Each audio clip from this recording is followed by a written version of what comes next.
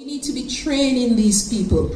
We need to get our technical tertiary education institutions like UTech and so on to be developing assistive technologies, right? So this is a whole market that is untapped, right? That we really need to be invested in. It's not going anywhere, right? There are jobs that can be created from this whole market.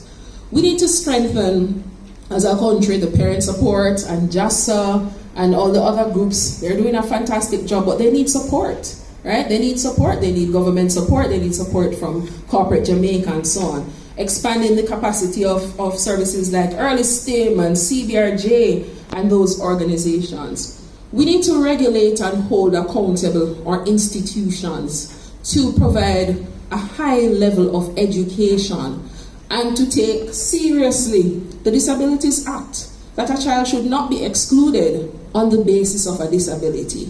And I know that schools do not have everything in place right now, but we have committed to progressive realization. When you want to buy a car or something, you work towards it gradually. So we have to start somewhere to hold each other accountable and to say, you know, I don't have everything in place, but I'll take your child and you can help me and we can call JCPD and we can look over here and we can get some support to make it better. Research. We need lots and lots and lots of it. And I want to congratulate the Mico students who thought of a fundraiser to support research, because we need research, right? Give them a round of applause. We do. Every time we talk about the US, right? We need local research. What if autism is presented differently in Jamaica?